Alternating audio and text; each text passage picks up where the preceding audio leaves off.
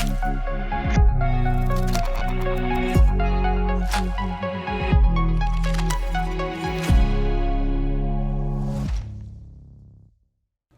name is Fred Welter, and I am Principal Consultant for Sustainable Supply Chains at BSI. I support organizations large and small with issues related to human rights and sustainability in their supply chains. Thank you for joining this segment on forced labor and modern slavery. There's a lot going on related to forced labor and modern slavery in terms of positive developments in this space. BSI has convened a number of speakers that will be speaking about this topic and the issues that they're facing and also the activities that they are undertaking in order to combat forced labor in their supply chains.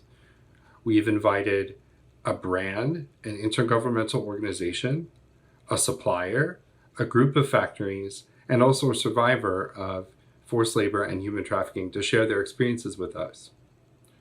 Get involved in the discussion throughout this event by submitting your questions in the chat function, and I'd be happy to answer them as soon as they come in. Please join me in welcoming our speakers, and we hope this will be an eye-opening and a hopeful view on efforts to combat forced labor and supply chains. Thank you.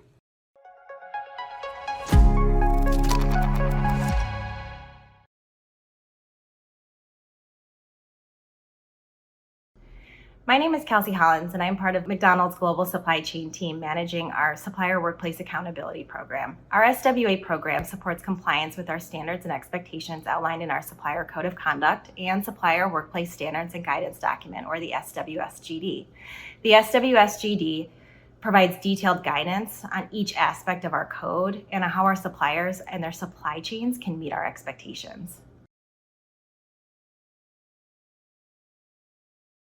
Sure. Well, McDonald's has had a supplier code of conduct in place since the early 1990s, and we've been auditing facilities to that code since the late 90s. McDonald's current supplier code of conduct was most recently updated in 2012 following an extensive engagement and review process with many different stakeholders. However, we are constantly working to make sure that our policies and our code are in line with industry standard, which is why we just updated our Supplier Workplace Standards and Guidance Document, the SWSGD that I mentioned earlier, in 2021. And McDonald's has engaged with thousands of suppliers and facilities to ensure respect for human rights and mitigating risk. We are proud of the many suppliers that have taken their commitments seriously and in some cases have their own equally robust compliance programs that have been evaluated and approved as equivalent to McDonald's SWA program. But this is considered a base requirement for McDonald's. In order to become a supplier to the McDonald's system, suppliers must contractually agree to comply with our code and accept auditing of facilities. But what is unique about McDonald's is that we have always worked collaboratively with our partners, including suppliers, auditing firms, and auditors, to identify emerging issues. And it was through this partnership that McDonald's identified issues around forced labor early and worked to incorporate efforts to address these issues into our auditing procedures. And we continue to work collaboratively with these partners to ensure that we're monitoring current issues facing our supply chain and working to update our standards to ensure we properly address these issues. McDonald's is a complex global supply chain. We have thousands of direct suppliers, which employ more than 1 million people in over 100 countries. We are auditing globally through our SWA program, and the types of facilities we are auditing include everything from apparel to toys to food to packaging. We have seen an improvement in compliance overall since the SWA program began, and as of June 2021, more than 4,300 facilities are actively participating in the program.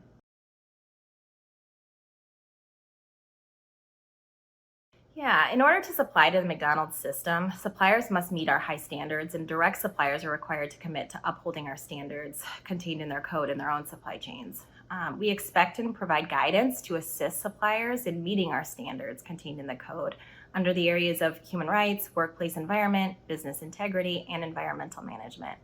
We also expect suppliers to implement their own management systems in these areas as well. We require the completion of an annual self-assessment questionnaire by each facility in the SWA program. The questionnaire is intended to help facilities benchmark with McDonald's standards and identify any areas of improvement. And human rights due diligence is incorporated into the SWA program through on-site announced and unannounced audits conducted by third-party auditing firms that assess compliance with our code. These third-party audits are executed by highly trained auditors certified by the Association for Professional Social Compliance Auditors and come from a select group of McDonald's approved auditing firms. Our auditors also receive training from McDonald's on issues specific to our requirements and expectations. Built on a model of continuous improvement in education, SWA also includes online or training in an online platform where suppliers can access optional tools and resources that provide guidance on human rights issues as well.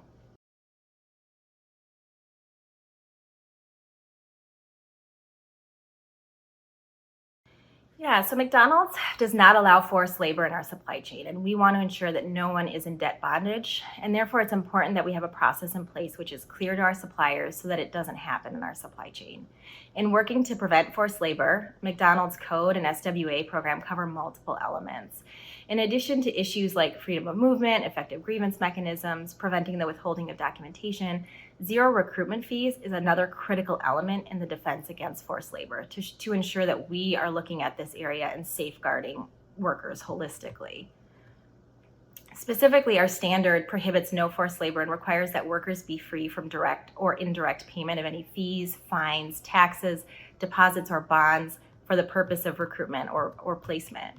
And with this recent update, we now have clear guidance for suppliers and expectations for repayment of any recruitment fees incurred during the recruitment process. Our updated documentation also includes best practice guidance and a 3-step process based on industry standard best practices for fee reimbursement.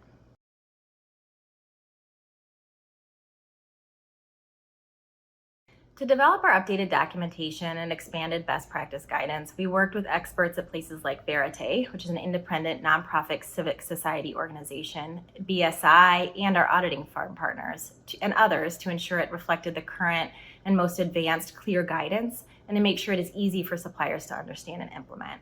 We also provided resources to enable suppliers to determine what is considered a recruitment fee and what is the cost of applying for a job.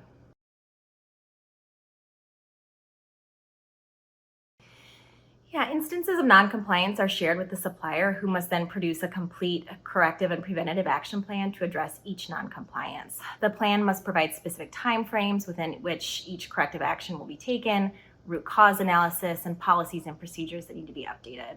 In instances of significant noncompliance, suppliers will also be subject to a follow-up audit. In addition, our SWSGD has been updated to reemphasize how to improve conformance to our Supplier Code of Conduct and Standards through a management system lens. Specifically, we use the well-known PDCA framework, which refers to Plan, Do, Check, Act. And this means that each area of risk, for example, involuntary labor, underage labor, overtime, and the legal and code requirements to which a supplier must adhere, are discussed in terms of what elements of a management system a company must have in place in order to prevent issues from arising or recurring. Those kinds of elements would include things like policies and procedures, resources, monitoring, and corrective action. And SWA is a continuous improvement program which is designed to support suppliers in meeting our standards. However, there may be significant instances of non-compliance with the code, in which case McDonald's may remove a supplier from the supply chain to address those issues.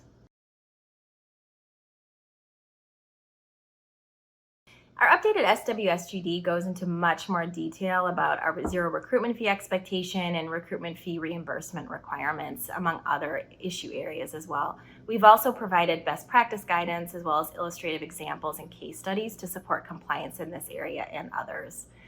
The SWSGD is now translated into 16 languages by experts in sustainability. And earlier this year, we launched a series of trainings introducing suppliers and McDonald's staff to our updated documentation and standards. These trainings included interviews with key stakeholders who are experts in the field.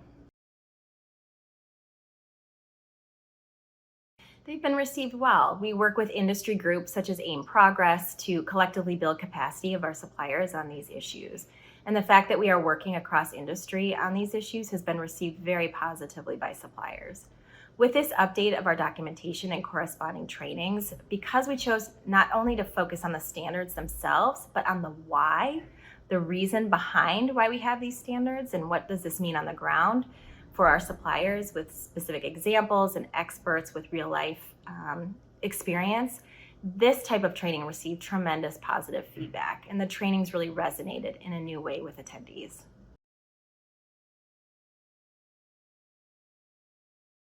Yes, of course. Hello, first of all. Pleased to speak with you today. My name is Paweł Szalus. I work with the IOM, the International Organization for Migration, the United Nations Migration Agency. Within IOM, I'm responsible for the IRIS program, which focuses on promotion of facilitation of safe, regular, and orderly migration for advancing ethical recruitment.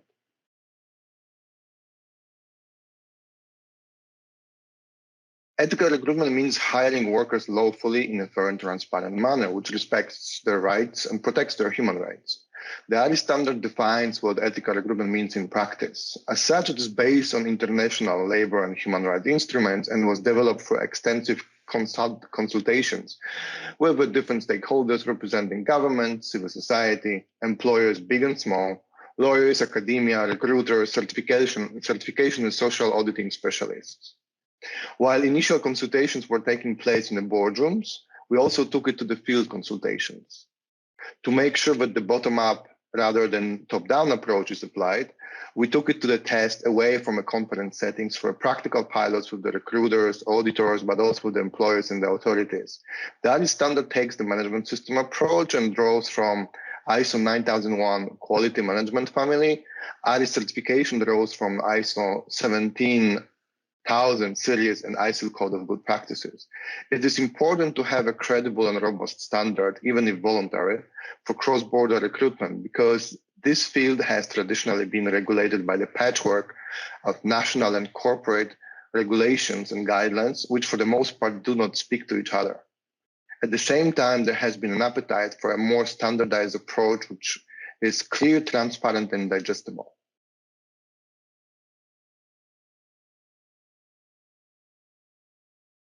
Well, the IRIS standard in a nutshell means hiring workers lawfully in a fair and transparent manner with dignity and respect. More specifically, individual IRIS principles focus on legal compliance, professional and ethical conduct management system approach as well, no fees or costs to job seekers, freedom of movement, full transparency of recruitment, data protection, and access to grievance and remedy. There's of course more to it, but this is how I would summarize what the IRIS standard means by ethical recruitment.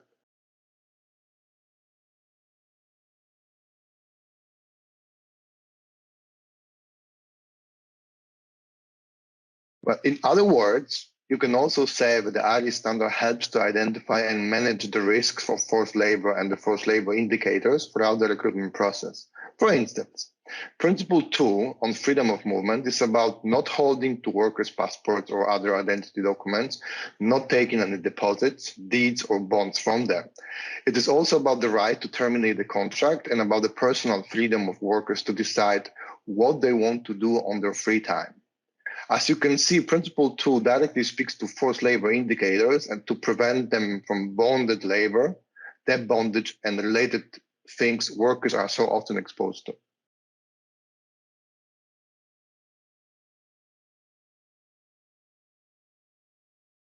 Recruitment, especially international recruitment, is a complex process. There are outreach, selection, job matching, processing elements to it. There are also migration and deployment parts. This complexity makes the process in itself more costly than local hiring.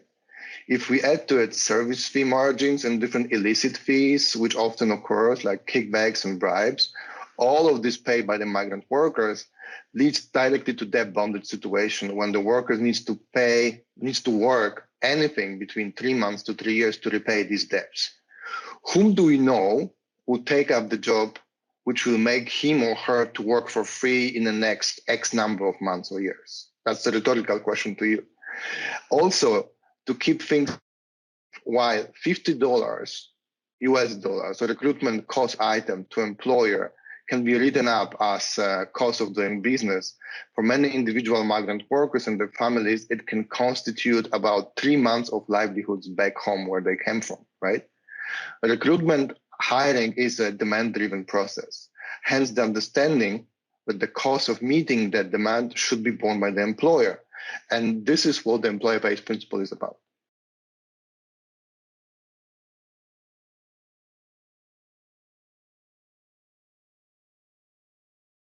when speaking about coercion, people usually think physical, mental pressure, threats to family, and all the harsh things. That is true, and these are some acute forms of coercion. At the same time, coercion means showing worker the employment contract for the first time on their departure day and asking them to sign it on the spot, especially when actual contract terms and conditions were not explained to them beforehand.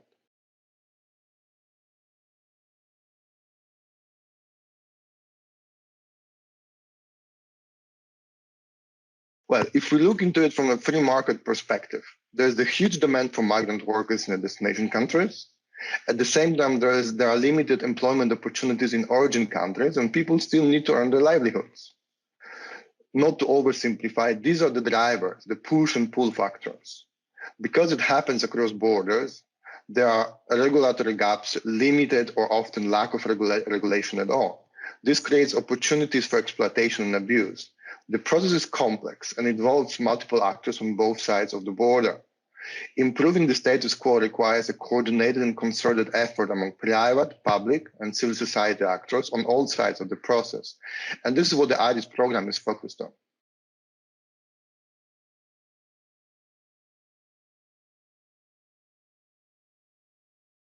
Well, at Audit, we take a holistic, horizontal, and vertical approach. We engage with industry groups, associations, individual corporate actors, as well as medium and small-sized businesses.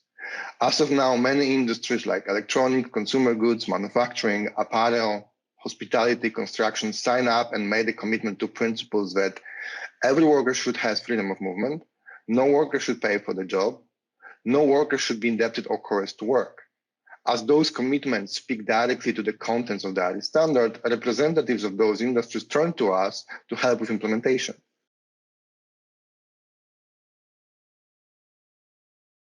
Meeting the requirements of the standard is a good thing to do, but we also understand that it is not always the immediately easy task. That is why, through Audit's engagement, we offer capacity building support to those willing to align their policies and practices with ethical recruitment and the Audit standard.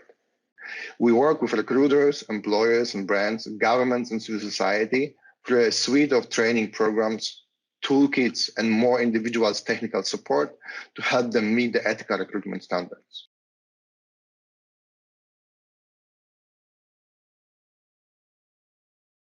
Well, ethical recruitment is the right thing to do, and it increasingly is becoming a legal requirement that one will need to comply with. So why not to start already today? Sure. So Aspire Bakeries is one of the largest frozen bakery companies in North America. And as a B2B baker, we service QSR, food service, and retail segments with an array of bakery goods. We have 15 bakeries in North America, making everything from hamburger buns to donuts to artisan bread to muffins and cookies. And while the company has been around a long time, we have new ownership for the North American business, now known as Aspire Bakeries. So I lead our efforts to develop and implement ESG and sustainability strategies as our VP of Corporate Responsibility and Sustainability. And we have 5 areas of focus for our strategy: empowering people, making high quality, safe food, sustainable sourcing, respect for the environment, and community engagement. So as we developed our overall strategy several years ago, we followed our core values to identify the need for human rights policies and procedures, both internally and with our supplier base. We know this is a critical issue in many supply chains, and we wanted to do as much as we could for the areas where we operate. So implementing this has been a key part of my corporate responsibility role.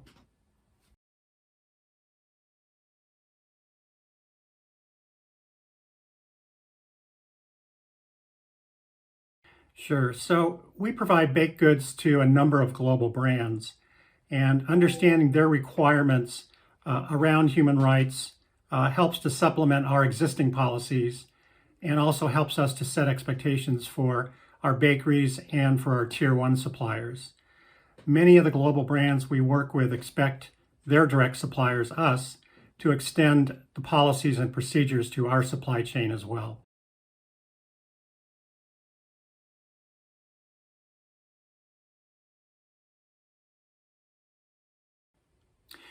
Yeah, so we benchmark international labor standards and our key customer codes of conduct to make sure that we included those requirements in both of our employee and our supplier codes of conduct. So all of our employees and our suppliers must sign our code of conduct and agree to comply as a requirement for engagement. We also provide training both internally and with suppliers if needed. Our requirements cover employee issues, business practices, people safety, child labor, migrant labor, and of course, slavery and human trafficking.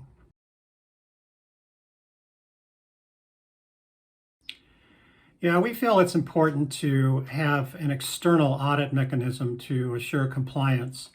Our code of conduct stipulates our ability to audit our suppliers' facilities. They give us the agreement to do that using a third-party auditor. And in that way, we're able to ensure that, as much as we can, that our suppliers are following the law and our code of conduct.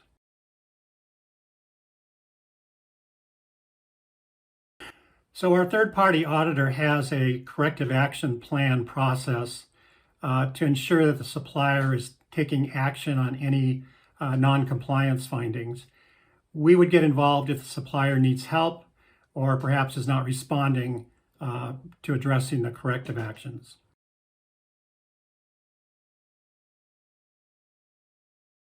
Yeah, so first, make sure you have governance in place within your organization to set these requirements and to hold employees as well as suppliers accountable. Second, understand the international and the local labor standards along with your customers' requirements for human rights, and then design your policies in alignment with them. And then finally, make sure your deeds match your words and that you're actively confirming compliance to these important human rights issues. It's a responsibility that all of us share.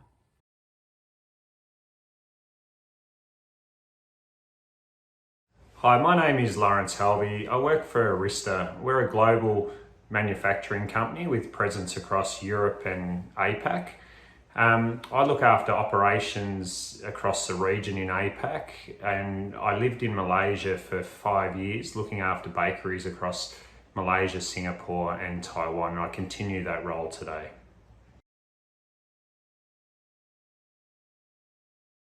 Whilst always being involved in recruitment, in 2012 I attended a global brand audit seminar in Malaysia where this topic was highlighted. Having recently moved to Malaysia in charge of 2 countries in particular with foreign workers employed, this became a greater area for me to get involved.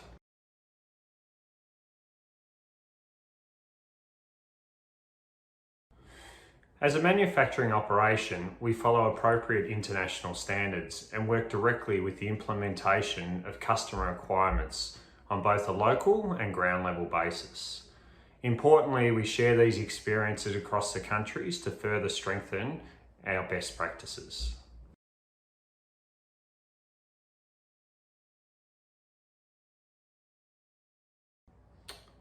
We work closely with existing and new recruiters to ensure that they not only understand, but they sign the code of conduct. A global brands audit is conducted on a routine basis. This involves interviewing all employees. Our foreign workers are treated in the same way as all of our employees, and they are subject to this interview process. In 2016, we became aware of some workers that had been subject to some fees in their home country. As a company, we immediately paid those fees back and we ensured that this practice would not occur again going forward. A document of employee benefits and entitlements are issued to shortlisted candidates before their interview. This making sure that they are aware of no direct or indirect fees or cost is charged to them for any recruitment.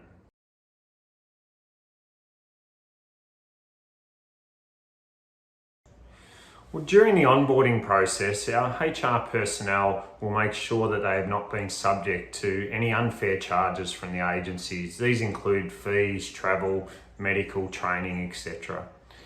When the candidate is selected, a consent form is signed by the employee confirming these points and also the remuneration package that we offer to them.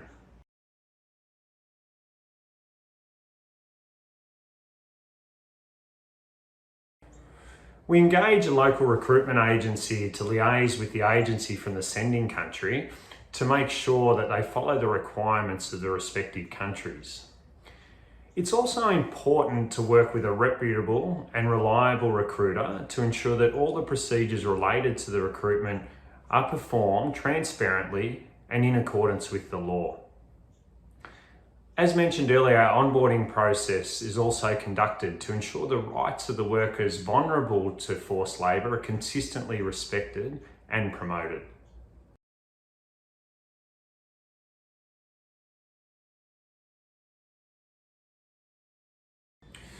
It's important that we reinforce the Code of Conduct and ensure as a company we live the requirements of the Code of Conduct. Foreign workers, they're in a very tough position, being away from their loved ones. We need to treat all the workers the same and ensure we understand their concerns and also their needs. Involving all workers in celebration and events is vital to breaking down the barriers that exist in the workplace. And companies, where possible, need to look at the leave and return home policy of foreign workers. This is an area of job satisfaction for employees and can be increased through team members knowing that they're going to be able to return home to loved ones more frequently. The cost of a return trip is very inexpensive compared to the retraining of an experienced worker. Whilst we have good controls over the work environment, it's also important to ensure that we monitor the housing conditions, ensuring that the living conditions meet the agreed standards, and we continually do checks ongoing to support in these areas and in turn support our foreign workers.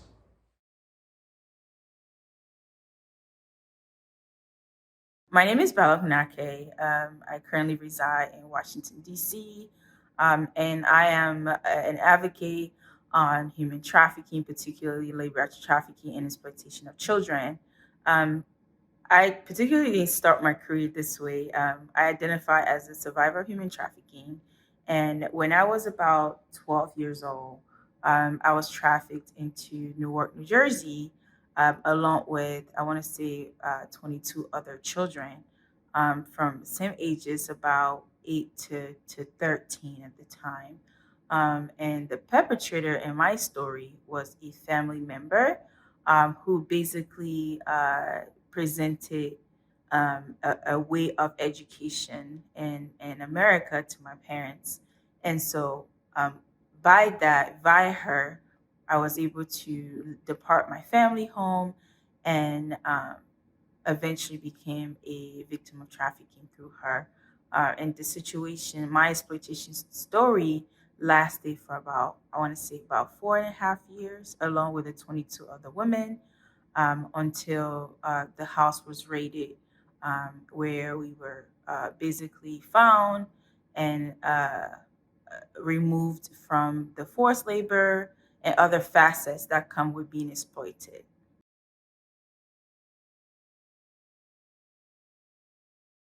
During my exploitation, one of the tactics that were used is that the perpetrator in my story, used to collect newspapers or was seeking work, like cleaning office spaces or delivering newspapers in like suburbans around the East Coast, so New York, New Jersey. And so his goal was to collect a lot of different contracts and work from offices, from organizations, from entities, and will use forced labor. So myself and other girls in this situation to really meet the goals of his contract. And so we will go to office spaces in New York to clean and whatever contract he had signed at the time. And we did this for a while. Now, I come from a culture where it's expected that up to a certain point, girls or boys up to age 8 could work. So I think for a long time I harbored this belief that what I was doing was just performing work as I'm supposed to do. But I think, over time it became worse. The work that we were doing became more intensified, and it became more. It just really was inhumane. And granted, we were children at this time. The youngest was 8, and the oldest was 13. And at this point, we have been working from between anywhere from 16 to 19 hours nonstop. And so that's when I started recognizing, okay, this is not right. Something is fundamentally wrong. But then where do you seek help? Who do you talk to? Especially given that I was not I was a non-native English speaker. I was a child. And so really this perpetrator really exploiting all these vulnerabilities.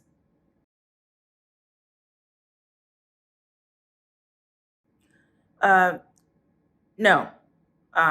One thing that I often talk about as an advocate is that human trafficking and its nature has complexity of creating invisibility.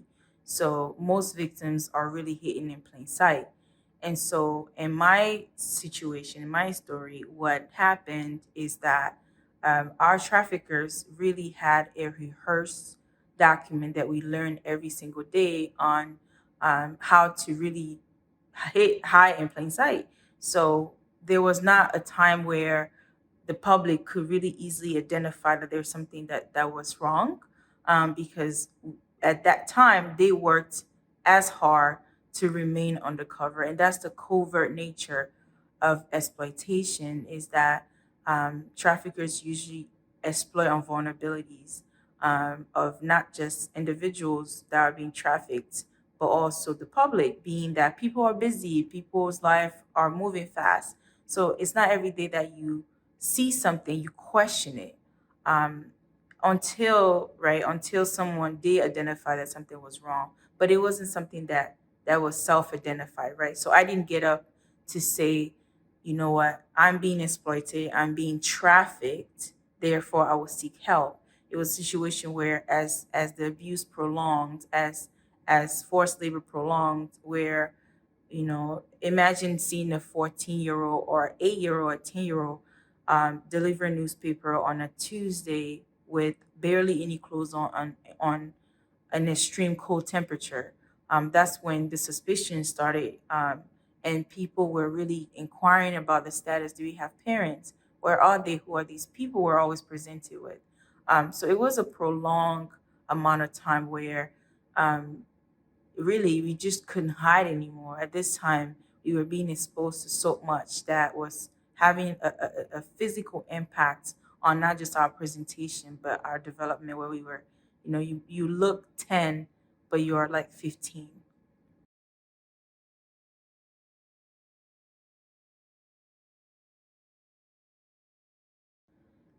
So this community I was being exploited was an upper class community in Newark, New Jersey. So usually when we think about exploitation, we assume that it's a phenomenon that occurs in other countries or a certain neighborhood of, it might be a inner city phenomena or third world country phenomena.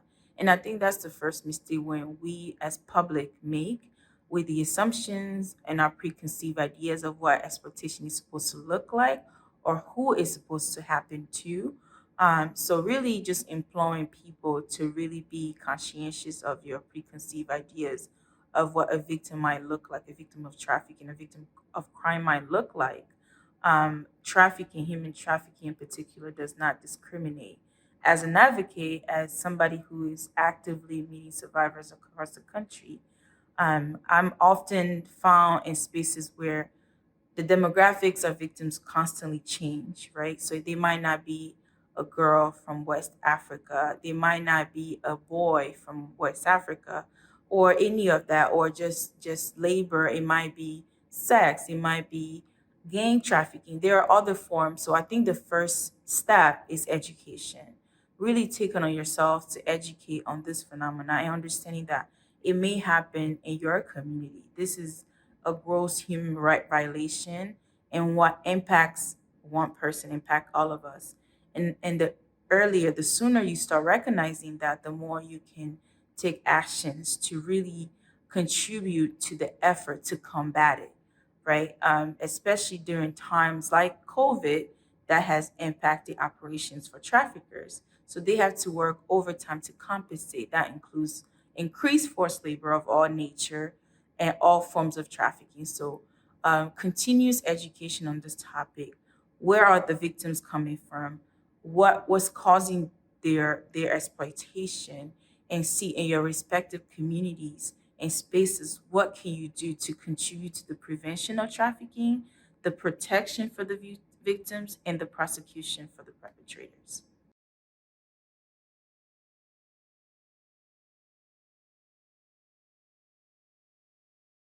Yeah, so there has been a lot of strides from both federal government and also international governments to combat trafficking.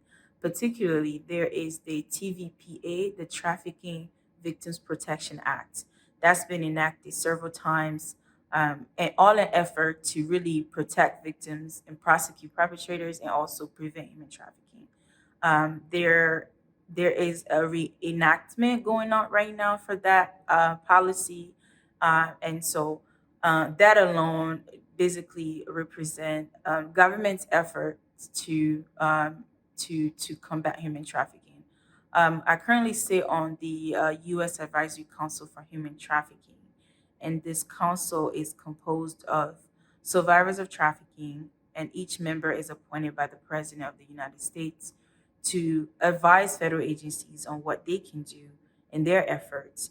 So we work with agencies like the Department of Labor to really understand government uh, responsibility or government process of of providing oversight to in terms of the supply chain industry. Similarly, we are working with the Department of Labor, Department of State to understand people who are being trafficked in. And we also work with state and local levels of the US government to really see what's going on domestically. So there has been a lot of effort, right? But then and one missing piece is always this is not a phenomenon that can be only assigned to government. That's what I really implore those of you in nonprofit organization or for-profit organizations to really take it on yourself to see what you can do to contribute to the effort of eradicating trafficking altogether.